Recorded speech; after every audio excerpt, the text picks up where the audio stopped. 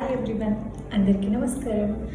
నేను doctor Hemalatha, physiotherapist. నేను ఈరోజు మీ అందరికీ తెలియజేయాలి అనుకుంటున్న topic urinary incontinence. Urinary incontinence అంటే ఏంటి, దాంట్లో అసలు ఏం జరుగుతుంది, అసలు దానివల్ల మనకి ఎలాంటి ప్రాబ్లమ్స్ వస్తాయి, దాన్ని మనం ఎలా కంట్రోల్ చేయాలి, ఏ ఏజ్లో వస్తుంది, దేని ప్రభావం వల్ల మనకి ఇవి ఎక్కువగా జరుగుతూ ఉంటాయి తెలుసుకుందాం. Let's start the video. Incontinence అనేది అంటే మనకి తెలియకుండానే యూరిన్ని మనం హోల్డ్ చేయలేకపోవడం, అంటే ఎక్కువసేపు ఆపలేకపోవడం, ఎవరితోనూ మాట్లాడుతున్నప్పుడు కానీ అర్జెంటుగా వాష్రూమ్కి వెళ్ళాలి అనిపించడం, డ్రాప్స్గా యూరిన్ దాని అంతటి అది రాలిపోతూ ఉండడం, డైపర్స్ ఒక్కొక్కసారి వాడాలి అనిపించడం, నైట్ టైమ్స్ అసలు ఎక్కువసేపు బాత్రూమ్స్ వెళ్ళాలి అనిపించడం, ఎక్కువసేపు ఆపలేకపోవడం, నవ్వినప్పుడు కానీ, రన్నింగ్ చేస్తున్నప్పుడు, యాక్టివిటీస్ చేస్తున్నప్పుడు, ఏదైనా ప్రయాణాలలో చేస్తున్నప్పుడు కానీ యూరిన్ లీక్ అయిపోతూ ఉండడం. మన ప్రభావం లేకుండానే యూరిన్ లీక్ అవుతూ ఉండడాన్ని యూరినరీ ఇన్కాంటినెన్స్ అంటారు. సో ఇది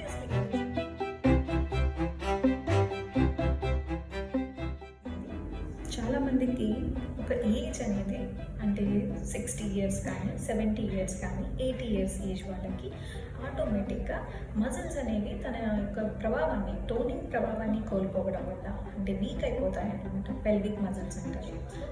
ఈ మజిల్స్ ఎప్పుడైతే వీక్ అయిపోతాయో దీనివల్ల మనం యూరినరీ బ్లాడర్ అనేది ఎక్కువసేపు హోల్డ్ చేయలేకపోతాం. సో యూరినరీ బ్లాడర్ మజిల్స్ ఏవైతే సపోర్టింగ్లో ఉంటాయో అవి దాని యొక్క ప్రభావాన్ని కోల్పోతాయి, ఎక్కువసేపు బలంగా ఉండడం అనమాట. అందువల్ల మనం ఎక్కువసేపు హోల్డ్ చేయలేకపోతాం. ఇది ఈ ఏజ్లోనే వస్తుందా, మిగతా ఏజ్లో కూడా ఉంటుందంటే అవును. ఇది ప్రెగ్నెన్సీలో ఉన్న వాళ్ళ ఉమెన్స్ కానీ అందరికీ కూడా, ఎందుకంటే టమ్మీ ఎక్కువసేపు మనం వెయిట్ మోయాలి కాబట్టి ఈ టమ్మీ వెయిట్ అంతా వచ్చి పెల్విక్ ఫ్లోర్ మజిల్స్ని మీద ఎఫెక్ట్ పడుతుంది.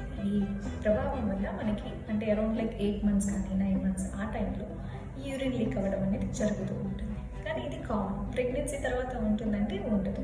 ప్రెగ్నెన్సీ తర్వాత దాని అంతటా అది మారిపోతుంది, ఎందుకంటే టమ్మీ లోపల టెక్కిన్ అయిపోతుంది కాబట్టి మనకి ఉండదు. రెండోది రికరెంట్ అబ్డామినల్ సర్జరీస్ అంటే ఈ అబ్డామినల్ సర్జరీస్ రికరెంట్ అంటే ఒక 4 నుంచి 5 సర్జరీలు, ఆపరేషన్లు ఎవరికైతే జరుగుతాయో వాళ్ళకి తొందరగా ఈ యూరినరీ ఇన్కాంటినెన్స్ వచ్చే ఛాన్స్ ఉంటుంది. అంటే వాళ్ళు ఒకవేళ ఎట్ ద ఏజ్ ఆఫ్ 40 కానీ 50 అంటే 40-55 వయసులో నుంచి వాళ్ళకి యూరినరీ ఇన్కాంటినెన్స్ అనేది జరుగుతుంది. అలాగే కొంతమందికి డయాబెటీస్ ఉంటుంది. డయాబెటీస్లో ఇది వెరీ కామన్. యూరిన్ లీక్ అవ్వడం కానీ, మాటికి యూరిన్కి వెళ్ళడం, బాత్రూమ్ ఎక్కువగా యూజ్ చేయడం ఇది జరుగుతుంది. అలాగే ఏదైనా నరానికి సంబంధించిన వ్యాధులు రావడం వల్ల కానీ, నర సంబంధిత ఆపరేషన్లు జరగడం కానీ, నర సంబంధించి పాలసీస్ అంటే పక్షవాతాలు రావడం, స్ట్రోక్ పేషెంట్లు అంటారు, సిపి పేషెంట్స్ అంటారు, ఇది కామన్గా ఉంటుంది. ఇంకొకటి వయసు ప్రభావం వల్ల వచ్చేది. వయసు అంటే 70 నుంచి 80 లోపు లేదా 60 నుంచి 80 లోపు ఈ వయసులో ఉన్న పెద్దవాళ్ళు, ఆడవాళ్ళు కావచ్చు, మగవాళ్ళు కావచ్చు, ఇది చాలా కామన్గా ఉంటుంది. మగవాళ్ళలో అయితే ఏదైనా ఒక ప్రోస్టేట్ గ్లాండ్ని ఆపరేషన్ చేయడం కానీ, లేదా ప్రోస్టేట్ గ్లాండ్కి సంబంధించిన మందులు ఎవరైతే వేసుకుంటారో వాళ్ళకి ఇది కామన్గా ఉంటుంది. ఇది ఎన్ని రకాలుగా ఉంటుందో చూద్దాం.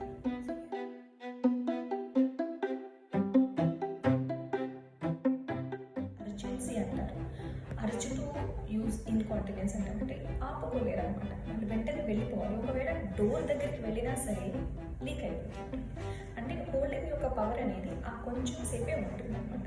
స్ట్రెస్ ఇన్కాంటినెన్స్ అంటారు. స్ట్రెస్ అనేది ఏదైనా తుమ్మినప్పుడు కానీ, దగ్గునప్పుడుగా, నవ్వినప్పుడు, పనులు చేస్తున్నప్పుడు, యాక్టివిటీస్ చేస్తున్నప్పుడు, అంటే ఏదైనా ఎక్సర్సైజులు చేస్తున్నప్పుడు, ఏదైనా ప్రయాణాలు చేస్తున్నప్పుడు, బాడీ మూమెంట్స్ ఎప్పుడైతే ఎక్కువ ఉంటుందో స్ట్రెస్కి బ్లాడర్ గురి అవ్వడం వల్ల యూరిన్ అనేది డ్రాప్స్గా లీక్ అవుతూ ఉంటుంది. ఇంకోటి మిక్స్డ్ యూరిన్ ఇన్కాంటినెన్స్ అంటారు. అంటే యూరినరీ స్ట్రెస్ ఇన్కాంటినెన్స్ మరియు యూరినరీ ఇన్కాంటినెన్స్ రెండు కలవయంలో మిక్స్డ్ ఇన్కాంటినెన్స్ ఉంటుంది. ఇంకొకటి ఏంటంటే న్యూరలాజికల్ కండిషన్స్ వల్ల జరిగేది, అంటే నర్వ్ పాలసీస్ జరగడం వల్ల. అంటే ఇక్కడ వాళ్ళకి అసలు తెలియదు, దే హ్యావ్ టు వేర్, అంటే వాళ్ళు ఖచ్చితంగా డైపర్ వేసుకోవాల్సింది. ఇది కండిషన్స్. అయితే ఈ యూరినరీ ఇన్కాంటినెన్స్లో ఎవరికైతే స్పైనల్ కార్డ్ ఇంజరీస్ ఉంటాయో, స్ట్రోక్ పేషెంట్స్ ఉంటారో, ఎవరికైతే autonomous system, peripheral nervous system damage ఉంటుందో వీళ్ళకి ఈ ప్రభావం నుంచి బయటికి తీసుకురావడం కొంచెం కష్టంగా ఉంటుంది. అంటే కొంచెం టైం టేకింగ్ ప్రాసెస్ అంటారు. మిగతా కండిషన్స్ అనేవి అంటే నరానికి సంబంధించినది ఏది కాకుండా ఉంటే కనుక తొందరగా దీని యొక్క రిజల్ట్ వస్తుంది. ఎక్సర్సైజ్ చేస్తే ఖచ్చితంగా దీని నుంచి బయటపడాలి. ఫిజియోథెరపీలో యూరినరీ ఇన్కాంటినెన్స్ని ట్రీట్ చేయగలరా? ఎస్, చేయగలుగుతారు. సో జనరల్గా ఏంటంటే నరానికి సంబంధించిన ప్రభావం ఏదైనా జరిగినప్పుడు ఆ నరాన్ని స్టిమ్యులేట్ చేస్తారు. ఈ స్టిమ్యులేషన్ వల్ల నరం తన యొక్క యాక్టివిటీస్ని రీహ్యాబ్ చేస్తుంది. సో నరం సిగ్నల్స్ అన్నిటిని కూడా బ్రెయిన్కి పంపిస్తుంది. బ్రెయిన్ నుంచి కనెక్షన్స్ ఏవైతే నరానికి ఉంటాయో మన బాడీలో ఉంటాయో ఆ త్రూఅవుట్ నరానికి మనం కనెక్షన్స్ ఇవ్వడం వల్ల మళ్ళీ మనం నరం రీయాక్టివేట్ చేసి బ్లడ్ని కంట్రోల్ చేయగలుగుతారు.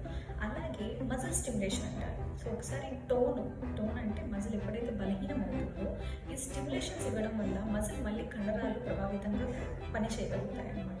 సో దీనివల్ల మజిల్ బలాన్ని పుంజుకుంటాయి. సో అప్పుడు మీరు మళ్ళీ ఎక్సర్సైజెస్ కొన్ని చేయవలసి ఉంటుంది. ఈ ఎక్సర్సైజెస్ చేయడం వల్ల మజిల్ తన యొక్క బలాన్ని పెంచుకొని మీరు యూరిన్ హోల్డ్ చేయగలుగుతారు. అయితే ఎన్ని రోజులు చేయాలి? ఖచ్చితంగా చెప్తున్నానండి, న్యూరలాజికల్ కేసెస్ అయితే అంటే నరానికి సంబంధించి డ్యామేజ్ ఏదైనా జరిగితే కనుక ఒక 6 months కానీ 1 year కానీ టైం పడుతుంది.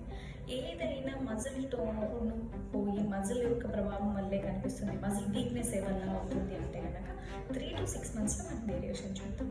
కొంతమందికి ప్రెగ్నెన్సీలో నాకు చాలా ఇబ్బందిగా ఉంది అలా ఉంది అనుకుంటే కనుక ఒక 1 month కానీ 20 days నుంచి 2 months లోపు ఎక్సర్సైజ్ చేసుకుంటే సరిపోతుంది. ఎప్పుడైనా గుర్తుపెట్టుకోండి, మజిల్ టోనింగ్ అనేది మనకి మినిమం 1 month టైం పడుతుంది.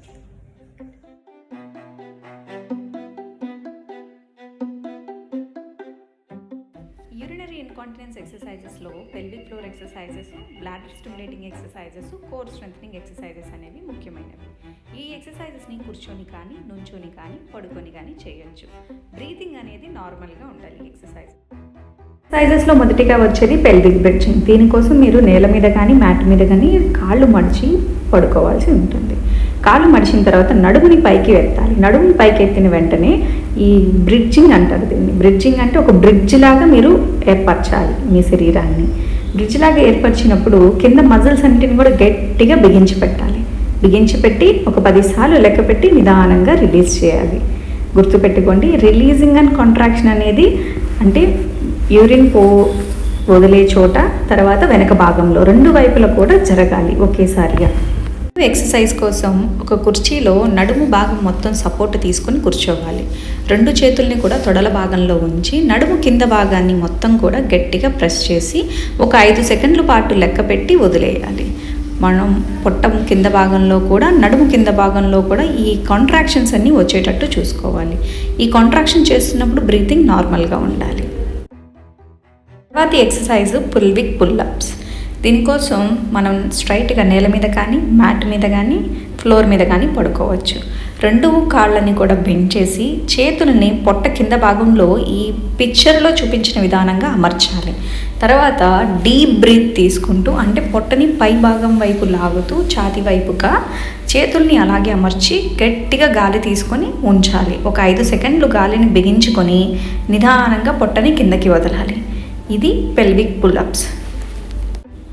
Next exercise bladder stimulating exercises.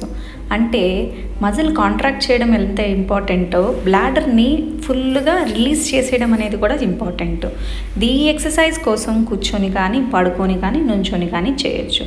కాకపోతే దీంట్లో కాంట్రాక్షన్స్ అనేవి చాలా తక్కువగా ఇచ్చి రిలీజింగ్ అనేది ఈజీగా ఫ్రీగా నిదానంగా ఇచ్చేయాలన్నమాట. అంటే జస్ట్ మన యొక్క యూరినరీ కింద భాగంలో మాత్రమే కాంట్రాక్షన్ ఫీల్ అయ్యి నిదానంగా ఫోర్స్ఫుల్గా వదిలేసేయాలన్నమాట. కాంట్రాక్షన్ ఫీల్ అయ్యి ఒక 2 seconds మాత్రమే ఉంచి ఈ ఫోర్స్ఫుల్గా వదిలేసేదాన్ని మాత్రం 5 secondsలో వదిలేసుకోవాలి. అయితే ఎన్ని రోజులు చేయాలి?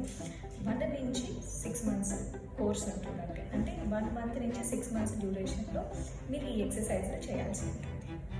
ఈ 6 months ఓపిక్గా మీరు ఎక్సర్సైజ్ చేస్తే ఖచ్చితంగా మీరు రిజల్ట్ చూడగలరు. మరిన్ని వీడియోస్ కోసం please subscribe, like, share, comment. మీకు ఇంకా ఇలాంటి ఎన్నో వీడియోస్ తెలుసుకోవాలి అనుకుంటే కనుక please comment in the box. ఇంకా కొత్త వీడియోస్ నేను అప్లోడ్ చేస్తాను. Thank you.